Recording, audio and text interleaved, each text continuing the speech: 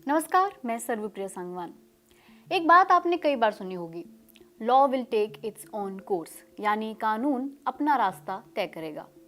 इस वाक्य को बहुत सामान्य तौर पर कह तो दिया जाता है, पर क्या ये इतना सामान्य है? कानून किस नीयत से बनाया गया है और उसे किस तरह लागू किया जा रहा है, इन दिनों इसी बात पर बहस चल रही है। दिल्ली के मुख्यमंत्री अरविंद केजरीवाल को जांच एजेंसी ईडी ने 21 मार्च की रात गिरफ्तार कर लिया। भारत के इतिहास में ऐसा पहली बार हुआ है कि किसी सीएम को गिरफ्तार किया गया है।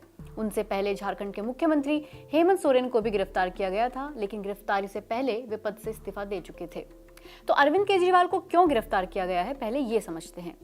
ईडी का कहना है कि अरविंद केजरीवाल दिल्ली एक्साइज घोटाले के मुख्य साजिशकर्ता हैं। एक साउथ ग्रुप को फेवर करने के लिए एक्साइज पॉलिसी बनाई गई, जिसमें पार्टी के कम्युनिकेशन इंचार्ज विजय नायर, मनीष सिसोदिया और साउथ ग्रुप के प्रतिनिधियों के साथ साथ अरविंद भी शामिल थे। ईडी कहती है कि अरविंद केजरीवाल ने रिश्वत ली। ये बात साबित होती है सांसद मगुंटा श्रीनिवासुलू रेड्डी और उनके बेटे राघव मगुंटा के बयानों से, जो इस केस में अप्रूवर यानी सरकारी गवाह बन चुके हैं।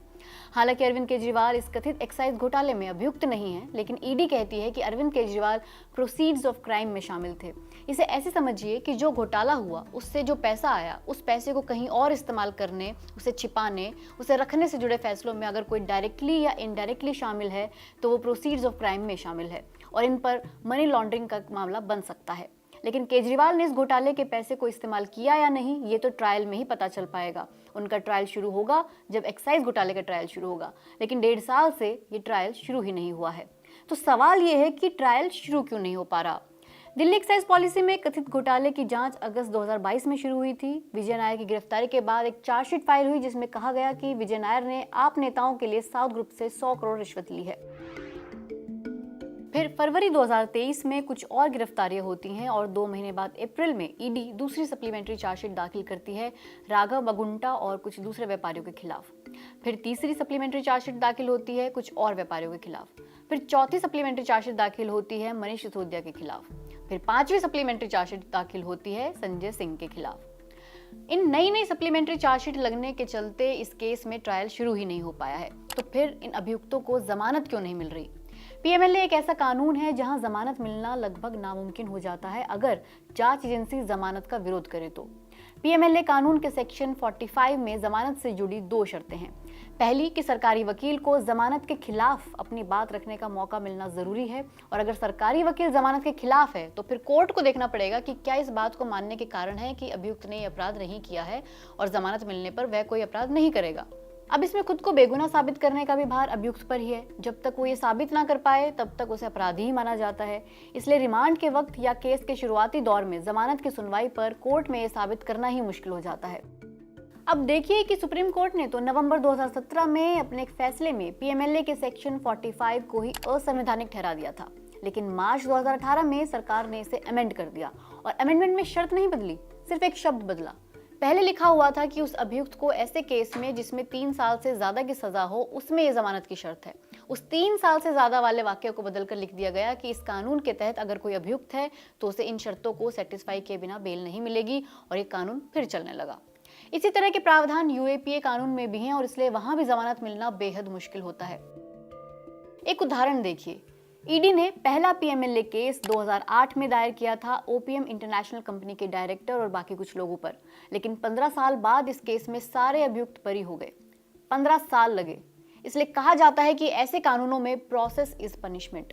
दूसरी बात यह कि नियम के मुताबिक अगर किसी जांच एजेंसी ने किसी अभियुक्त को रिमांड पर लिया है तो 60 दिन के अंदर चार्जशीट फाइल करनी होगी। किसी केस में ये ड्यूरेशन मैक्सिमम 90 डेज की हो सकती है। अगर इतने दिन में चार्जशीट फाइल नहीं होती है तो अभियुक्त अपने आप जमानत के लिए एंटाइटल्ड हो जाता है, लेकिन इस केस में मुख्य चार्जशीट के अलावा 5 सप्लीमेंट्री चार्जशीट लग चुकी हैं, इसलिए भी जमानत में रुकावट आ रही है। लेकिन ये रुकावट सबकी जमानत पर नहीं है। इस मामले में अरविंद केजरीवाल के वकील अभिषेक मनु सिंघवी ने कोर्ट से कहा कि एक पैटर्न चल रहा है। पहले गवाहों से बयान लिए जाते हैं लेकिन उनमें केजरीवाल का नाम नहीं होता, फिर उन गवाहों को गिरफ्तार कर लिया जाता है और उन्हें जमानत नहीं मिलने दी जाती, फिर उनसे डील करके अप्रूवर बनाया जाता है, फिर उन्हें कमर दर्द की शिकायत होती है और ईडी उनकी जमानत का विरोध नहीं करती, वे जेल से बाहर आ जाते हैं। सिंघवी के मुताबिक अगले दिन केजरीवाल के खिलाफ बयान आ जाता है, फिर मामले में किसी सह अभियुक्त का बयान रिकॉर्ड होता है। सारा का सारा मामला इन अप्रूवर्स, कुछ सह अभियुक्त और दिल्ली के एलजी के बयानों पर बुन लिया गया है, लेकिन पिछले 1.5 साल में अरविंद केजरीवाल के खिलाफ कोई सबूत नहीं मिला है। एक घटनाक्रम देखिए। दिल्ली एक्साइज घोटाले पर सीबीआई भी जांच कर रही है और ईडी भी। इस मामले में शराब व्यापारी दिनेश अरोड़ा को सीबीआई ने गिरफ्तार किया था, लेकिन उन्होंने सरकारी गवाह बनना मंजूर कर लिया। उन्हें नवंबर 2022 में जमानत मिल गई। इस तरह की बातों से अभिषेक मनु सिंघवी की बातों को बल मिलता है कि जिन लोगों ने सरकारी गवाह बनना मंजूर किया, उनकी जमानत को ईडी ने नहीं रोका। आमतौर पर किसी सरकारी गवाह को दोबारा गिरफ्तार नहीं किया जाता है, लेकिन इसी केस में उन्हें ईडी ने भी गिरफ्तार कर लिया। फिर उन्होंने नया स्टेटमेंट दिया जिसमें उन्होंने आप नेता संजय सिंह का नाम लिया। इससे पहले किसी के भी बयान में संजय सिंह का नाम नहीं था। इस बयान के बाद संजय सिंह को गिरफ्तार कर लिया गया। दिनेश अरोड़ा जमानत पर बाहर आ गए और जनवरी में अपनी शादी की 25वीं सालगिरह स्पेन में मना रहे थे। वहीं दूसरी ओर पिछले महीने इस मामले में अभियुक्त इंडो स्पिरिट के मैनेजिंग डायरेक्टर समीर महिंद्रू ने दूसरी बार जमानत याचिका दाखिल की। उन्होंने कहा कि वे 17 महीने से जेल में हैं और ट्रायल अब तक शुरू नहीं हुआ है, लेकिन दिल्ली हाई कोर्ट ने उनकी याचिका खारिज कर दी कि इस आधार पर तो जमानत नहीं मिल सकती।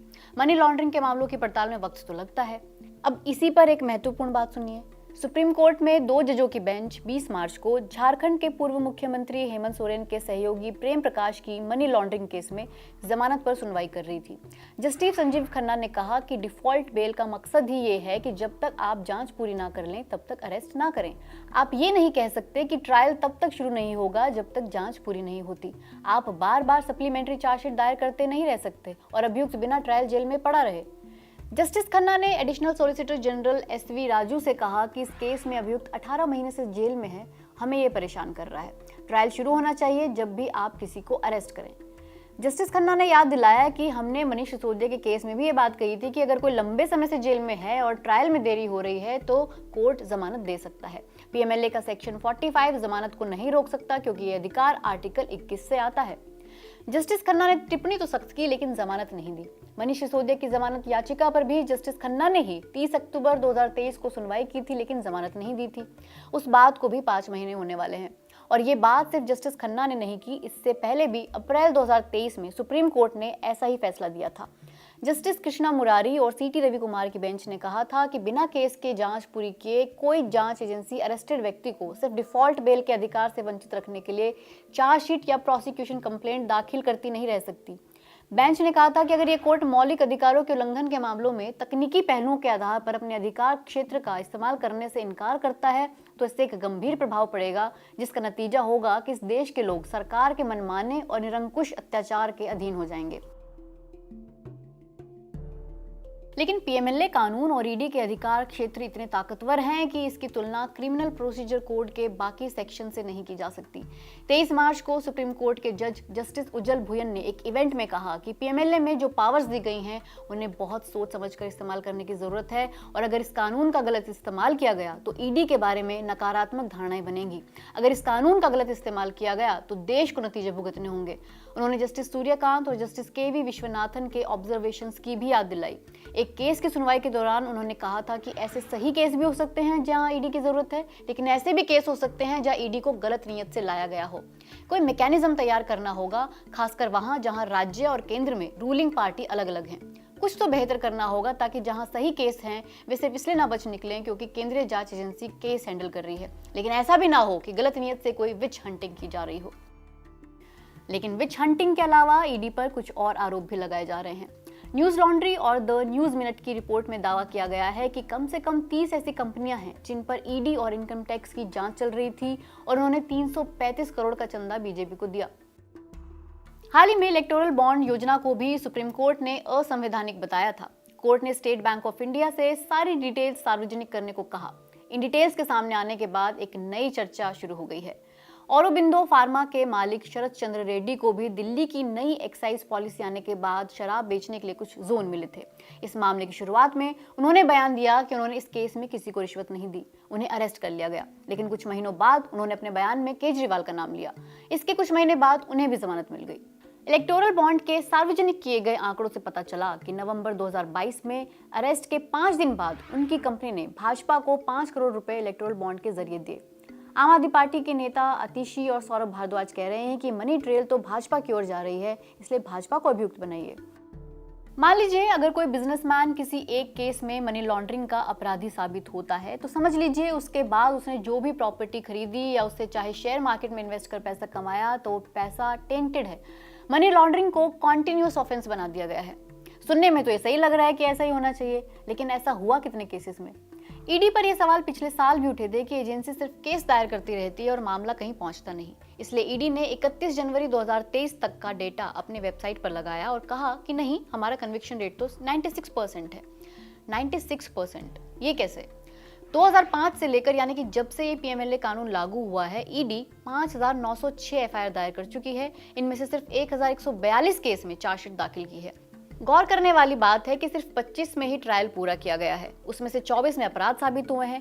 25 के आधार पर प्रतिशत बनाएंगे तो 96% हो जाएगा, लेकिन बाकी 5881 केस का क्या? ये तो 1% भी नहीं हुआ। ये हालत तो तब है जब इतनी पावर ईडी को दी गई है। सीबीआई का जितना स्टाफ है उसका 1/3 भी ईडी में नहीं है। फिर भी एजेंसी 2014 के बाद से 121 बड़े नेताओं पर जांच बैठा चुकी है, रेड कर चुकी है और कुछ में तो गिरफ्तार भी। कांग्रेस नेता शशि थरूर ने भी पिछले साल एक लिस्ट जारी की थी। इस लिस्ट में उन नेताओं के नाम थे जिन पर ईडी या सीबीआई जांच चल रही थी, लेकिन जब उन्होंने बीजेपी ज्वाइन की, उन पर जांच बंद हो गई। अब जरा साउथ के इस ग्रुप को देखें। दिल्ली एक्साइज स्कैम में आंध्र प्रदेश से सांसद मगुंटा श्रीनिवासुलु रेड्डी और उनके बेटे राघव भी अभियुक्त थे, जो अप्रूवर बन गए। अब मगुंटा अपने बेटे सहित टीडीपी में शामिल हो गए हैं। मगुंटा ने जब पार्टी छोड़ी तो बताया कि इस बार उनके बेटे राघव चुनाव लड़ेंगे। गौर करने वाली बात है कि वहां टीडीपी और बीजेपी अलायंस में हैं, मिलकर चुनाव लड़ रहे हैं। ऐसे उदाहरण से विपक्ष आरोप लगाता है कि जब तक कोई सत्तारूढ़ पार्टी में है तो उसके आपराधिक केसेस को ठंडे बस्ते में डाल दिया जाता है। जब वह किसी दूसरी पार्टी में शामिल हो जाए, विपक्ष में आ जाए, तो उसके केस खोल दिए जाते हैं। एक समय था जब खुद नरेंद्र मोदी और बीजेपी के दूसरे नेता खुलकर कहते थे कि कांग्रेस सरकार सीबीआई का दुरुपयोग करती है। ऐसा पहले भी कितनी बार सुनने में आता रहा है कि किसी क्षेत्रीय पार्टी को सीबीआई केसेस का डर दिखाया गया और इसलिए उन्होंने किसी मुद्दे पर संसद में वोट किया या वॉकआउट किया। अब भी पंजाब और पश्चिम बंगाल से ऐसी खबरें आती हैं जहां नेताओं की आलोचना करने की वजह से विपक्ष के लोगों पर केस लाद दिए जाते हैं। जांच एजेंसियों का इस्तेमाल भ्रष्टाचार से निपटने के लिए होना चाहिए, लेकिन सत्ताधारी दलों पर लगने वाले ये आरोप लोगों को सामान्य लगने लगे हैं कि वे अपनी राजनीतिक महत्वाकांक्षाओं के लिए मन मुताबिक कानून बनाकर जांच एजेंसियों का इस्तेमाल करते हैं। इसे इस तर्क पर नहीं टाला जा सकता कि सभी पार्टियां ऐसा कर रही हैं, क्योंकि ये सिर्फ राजनीतिक पार्टियों की लड़ाई का मामला नहीं है। ये देश के लोकतंत्र, जांच एजेंसियों की विश्वसनीयता और कानून व्यवस्था में लोगों के विश्वास का मामला भी है।